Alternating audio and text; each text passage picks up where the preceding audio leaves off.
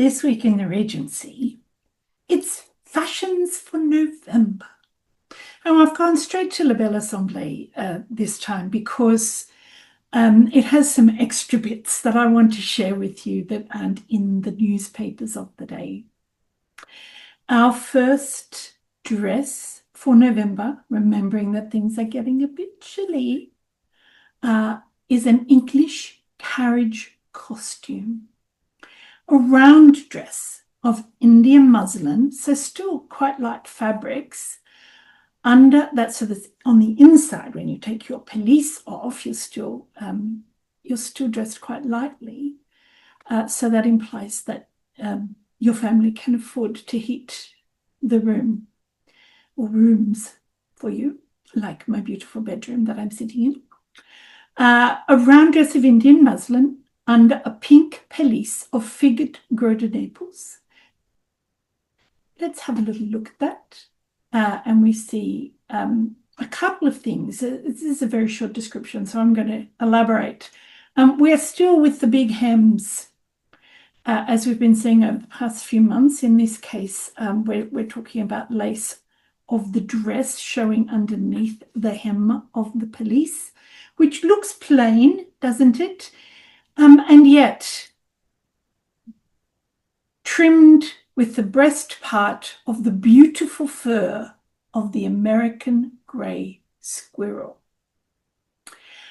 So this is the American grey squirrel. It's very cute. However, it is in England considered a pest because it has replaced the native red squirrel in many areas. But that wasn't true in the Regency. It wasn't introduced to England until 1870. So this time it's an exotic piece of fur. I love the way she's holding herself because it's so cold, because it's November. We also have an autumnal carriage hat of pink satin with superb plume of white feathers. And we've been seeing this colour. It's lasted quite a long time in 1819. And I'm currently doing research into 1814 for the book I'm writing, and it's quite popular then too. So I think it was one of those colours that was relatively easy to get in terms of dye, but probably cochineal dye, but very flattering. So, and of course suitable for the debutante, not too strong, not too in your face. So that was all the description we got for this one. I think because they were trying to save space for the next dress, which is number 2, French dress of the court of France. So not just anybody, any party that you would turn up to, but this is what they're wearing in the court. And remember, because La Belle Assemblée has correspondence in the French nobility, well, in French society anyway, who are probably at the embassy, I suspect, who are giving them information.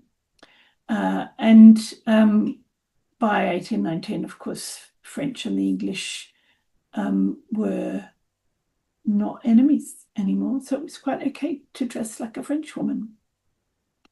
White tulle petticoat and body, richly embroidered in flowery stripes of silver over white satin and trimmed at the border with 4 full flutings of white satin ribbon.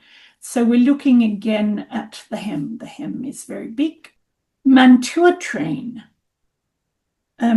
So a mantua. Those of you who have read period fiction know that what we think of as a modiste was also known in the century prior to that as the mantua maker. And a mantua was a loose gown that was worn over the top of something else. Now, in the previous century, it was a big gown, really quite full and luxurious and comfortable. In this case, I think we are not looking at that kind of mantua. We are looking at a much more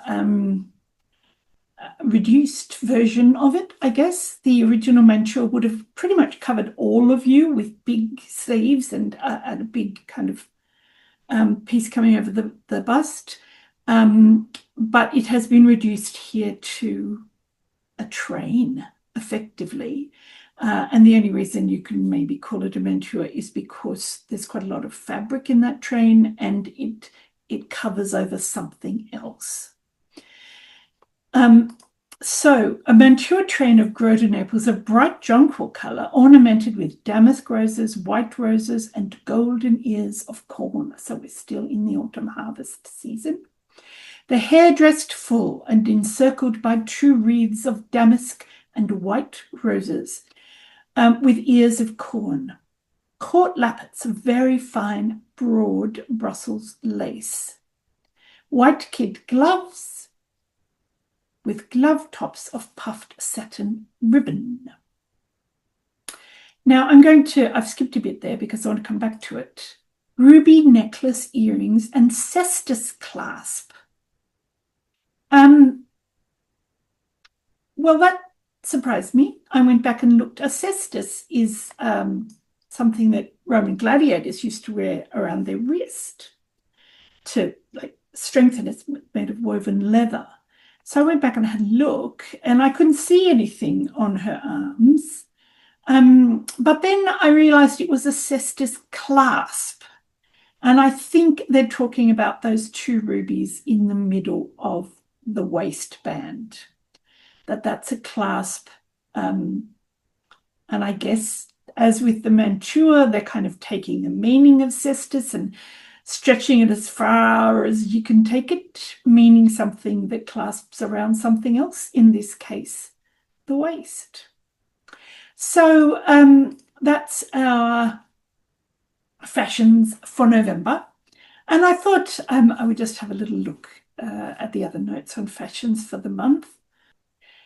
Everybody's apparently still off at the seaside somewhere like, I don't know, Harrogate.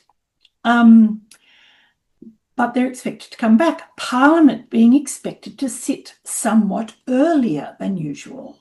The conjugal and parental ties are bound so fast round an English bosom that the families belonging to the members of the British Senate seldom remain in the country, separated from those who are anxiously and ardently guiding the helm of state and supporting the privileges of the Constitution.